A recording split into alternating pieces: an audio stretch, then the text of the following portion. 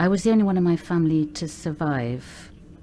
My wonderfully gifted brother Ralph was taken from our Berlin apartment by the Gestapo in January 1943 and put on a transport to the east.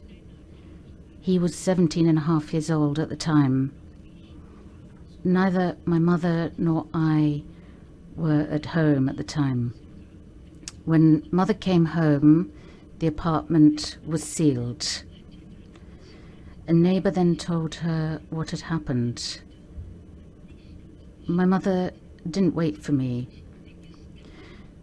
She herself turned herself into the Gestapo to accompany my brother.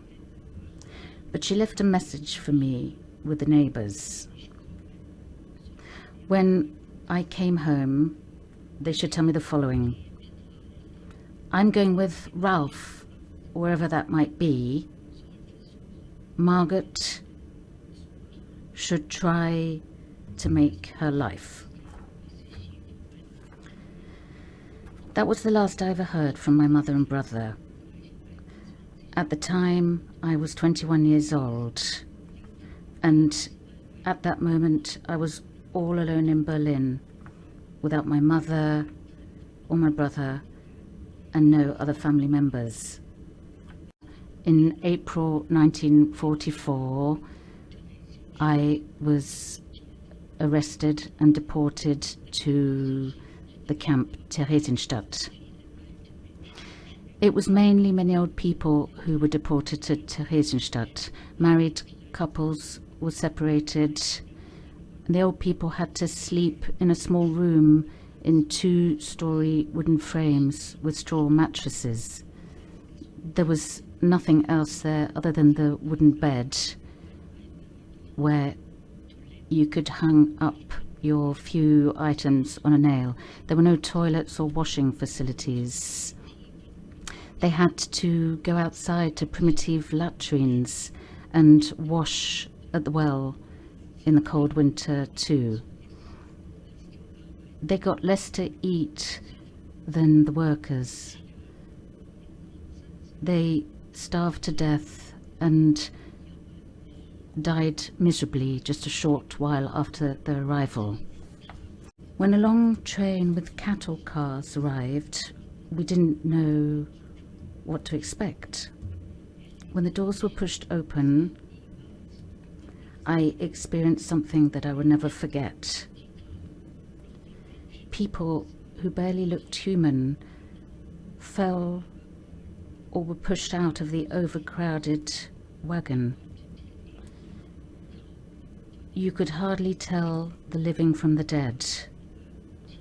Their eyes were sunken. Only their noses stood out of their faces. Almost all of them wore a kind of striped pyjama, prisoner's clothes, just rags hanging off their bodies. Instead of shoes, they wore wooden clogs. Many had only one on or none left on.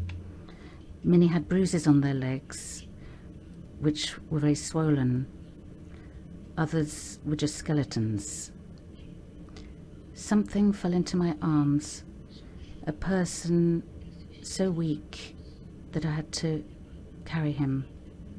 He was as light as a feather. Someone plucked my arm. Margaret, don't you recognize me?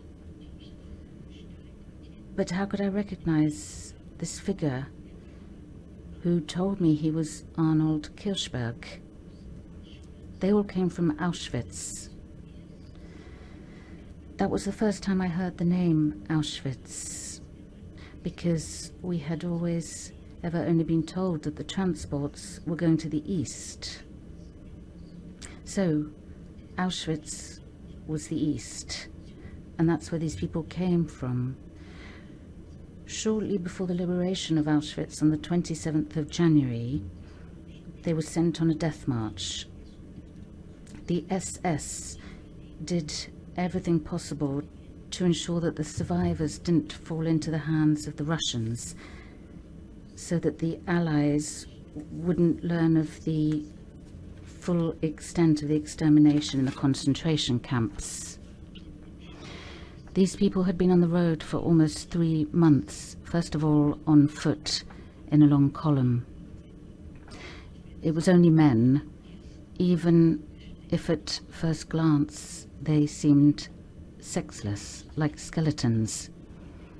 Most of them had long since died, shot or starved to death or died of exhaustion. At some point, the last survivors had been picked up, crammed into cattle cars, and sent to Theresienstadt, which was one of the last camps that had not yet been liberated.